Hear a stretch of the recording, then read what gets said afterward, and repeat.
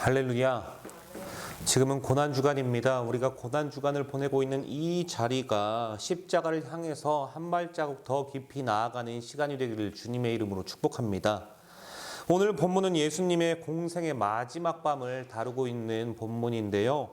십자가를 지금 앞에다가 두고 있습니다. 목전에 두고 있지요. 곧 잡히시고 또 고초를 당하시기 때문입니다.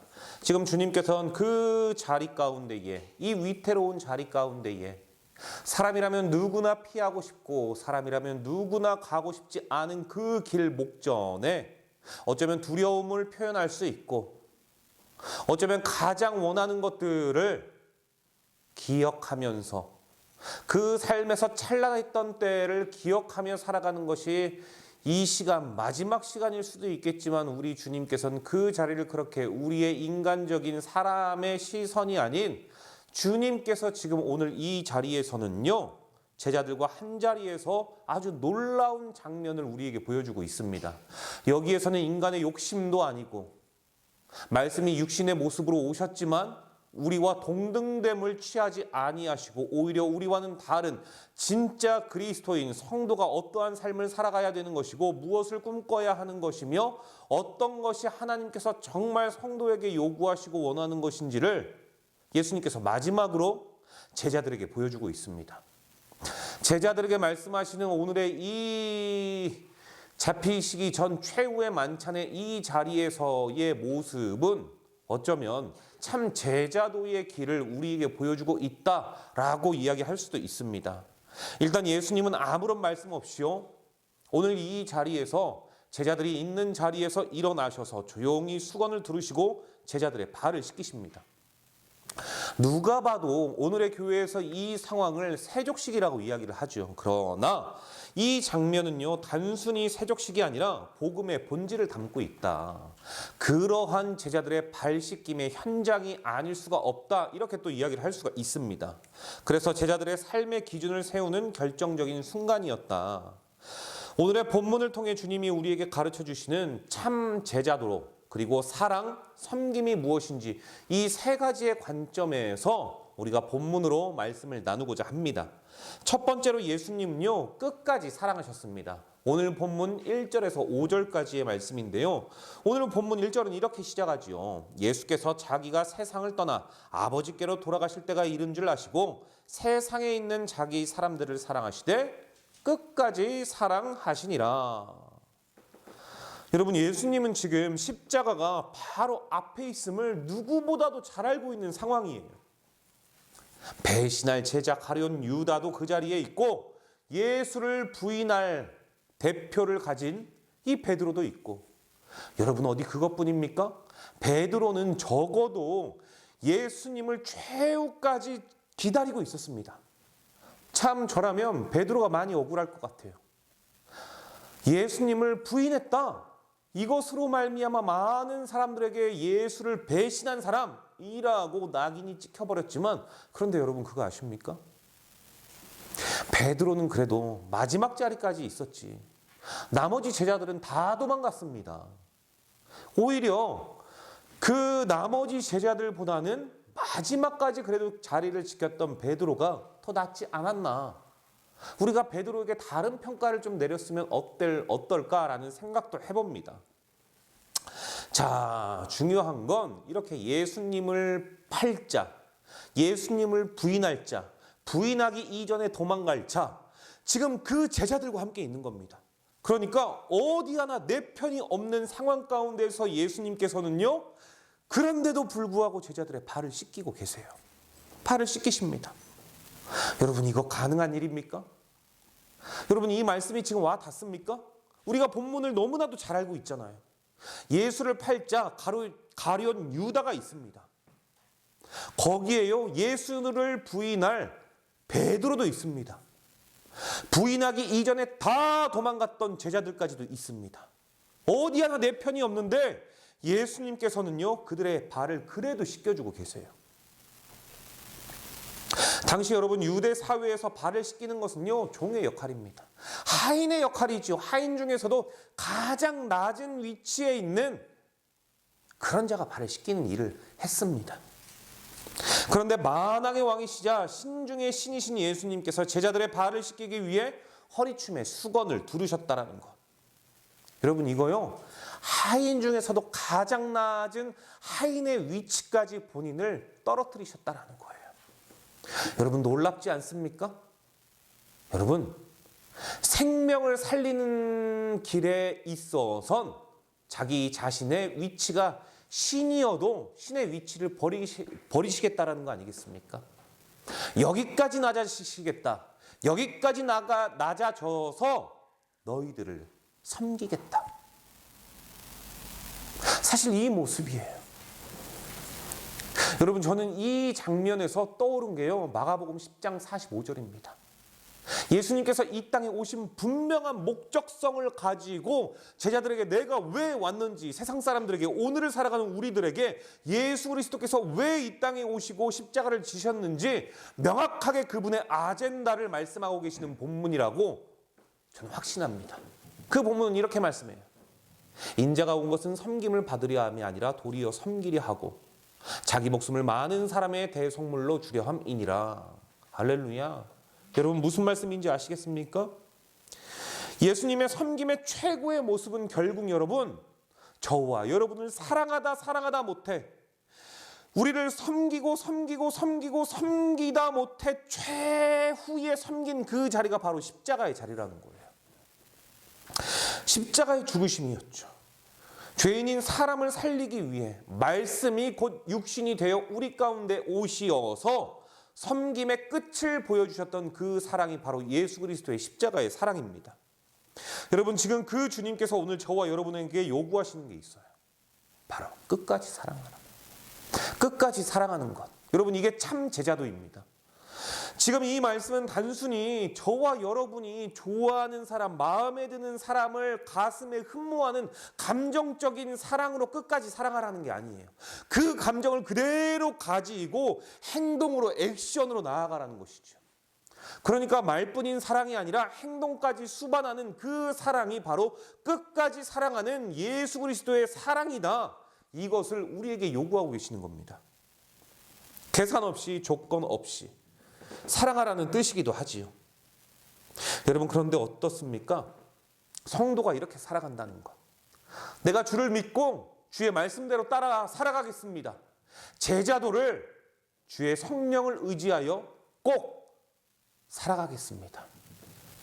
이렇게 우리가 결단한다면, 아니 결단하면서 지금 살아가고 계시는 분들이 있다면 어떻습니까? 이렇게 살아갈 때는요, 우리 앞에 예수님처럼 오해를 받기도 합니다. 오해만 받습니까? 무시당하기 일쑤지요. 그리고요, 참 상처도 많이 받습니다. 괴롭기도 하고요, 폭포하기도 하고요, 화를 막 내고 싶기도 합니다.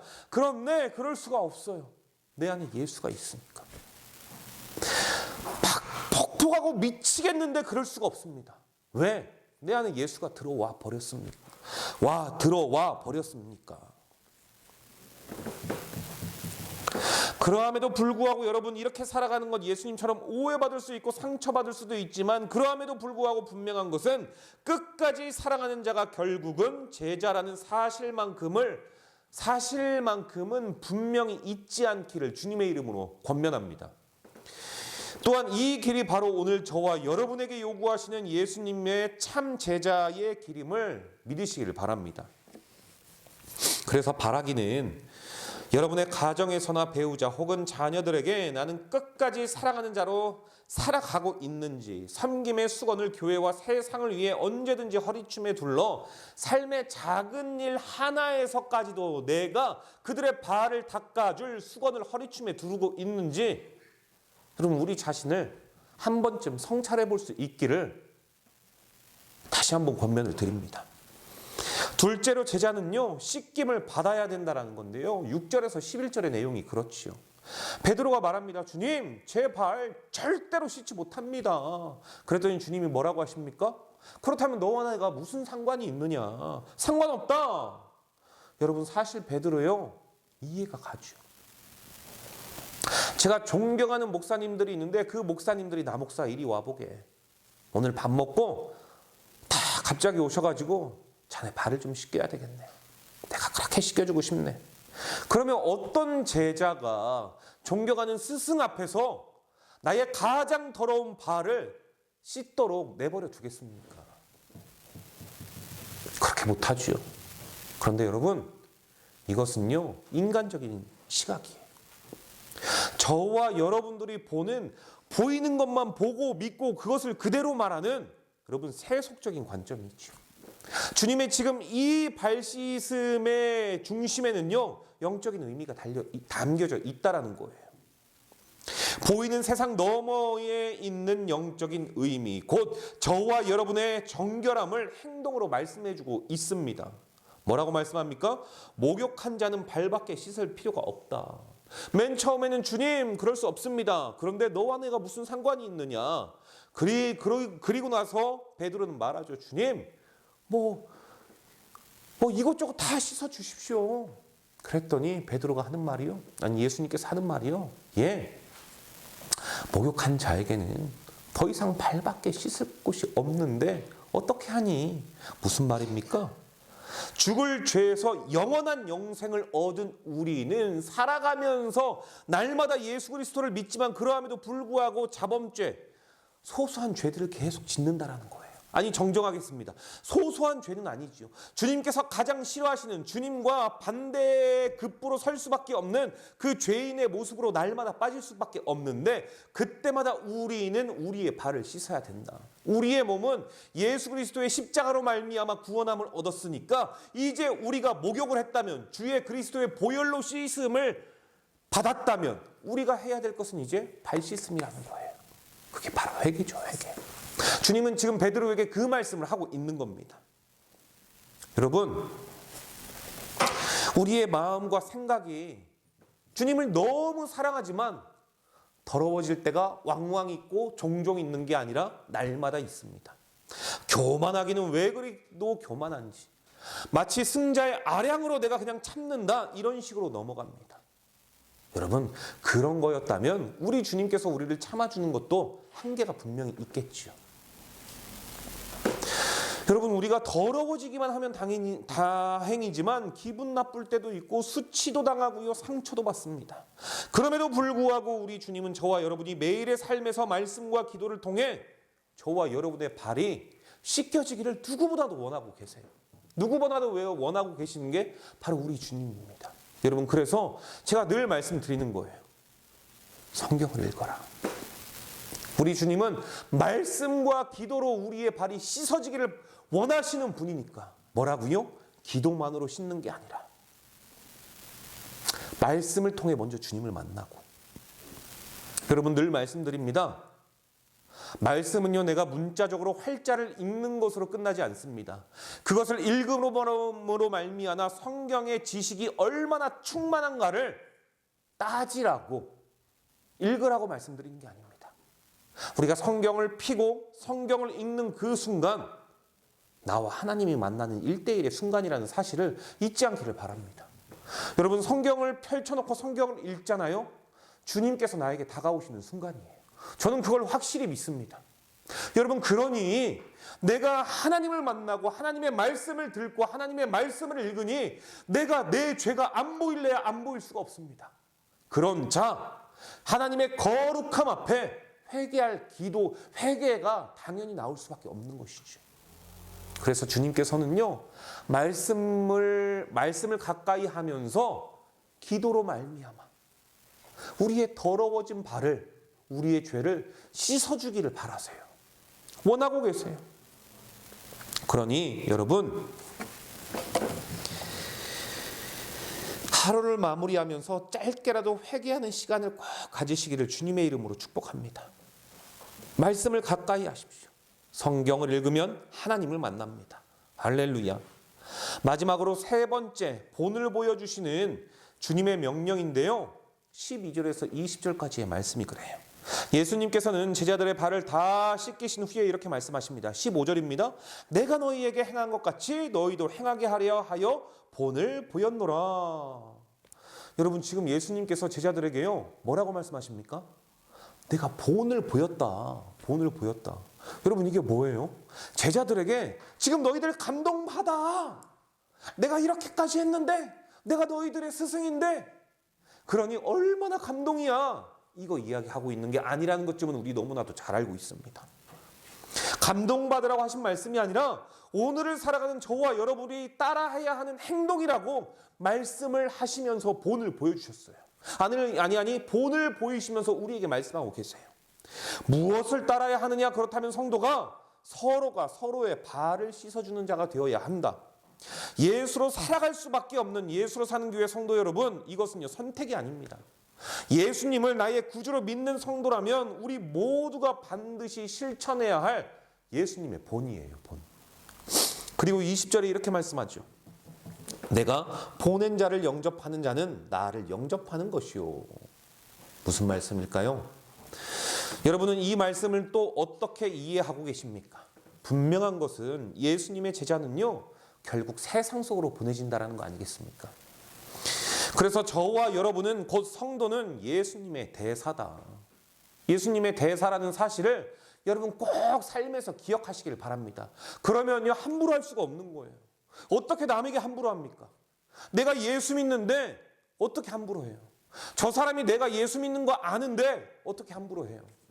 에이, 그 예수 믿는 자들 저 말뿐인 저 장로, 저 말뿐인 권사, 저 말뿐인 안수집사, 저 말뿐인 저 집사, 성도, 목사.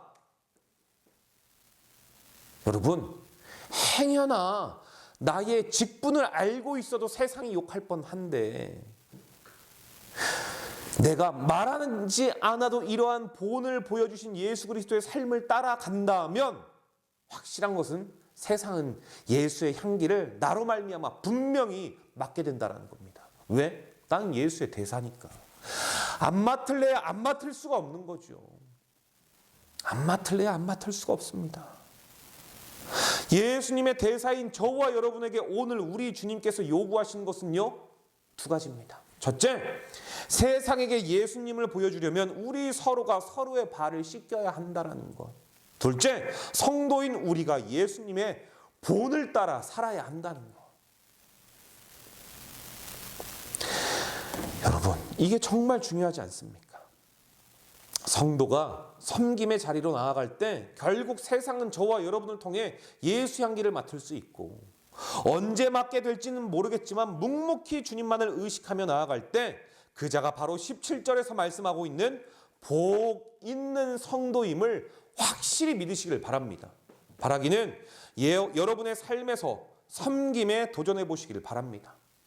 지역을 정하지 말고 내 삶의 모든 바운더리에서 가정과 교회와 직장, 학교 그 곳곳에서 주님께서 하셨듯이 묵묵히 누군가의 치부인 발을 씻기시는 일을 해보시기를 주님의 이름으로 권면합니다. 그리고 이렇게 고백할 수 있기 바랍니다. 주님, 제가 오늘 당신의 본을 따릅니다. 기도합니다.